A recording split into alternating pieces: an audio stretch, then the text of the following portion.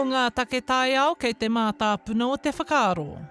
However much they want to use up the last of the natural gas, however much they want to continue mining coal, you're not going to have a decarbonised, functional economy, the future world that faces us, without hydrogen.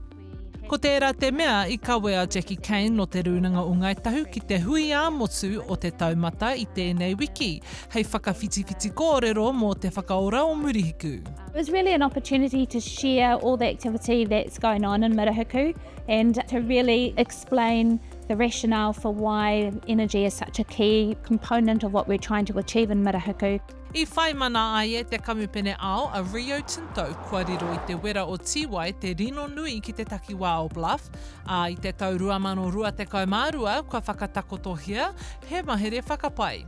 I tēnei mei, I tukua te pānui ka noho tonu te wera mō ngā tau 20 e whai ake nei. It's been an industrial site for the last 50 years, so there's a lot of work that we're doing alongside NZAS to look at what's happening in terms of the waste that's created at site, how that can be reused, recycled or reduced, and then also making sure that we're monitoring the surrounding marine environment so we understand what's happening to our whenua and our moana.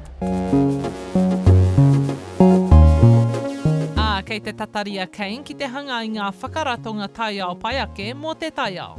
Looking at our environmental aspirations, our aspirations for our rangatahi and the future industries that we want to see growing within the region, and to ensure there's long-term energy security not only for Murihiku but for Aotearoa New Zealand.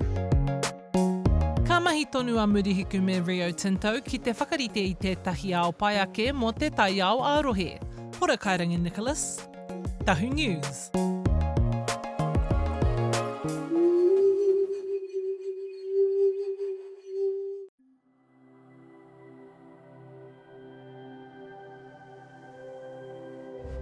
Ko te reo, te taka.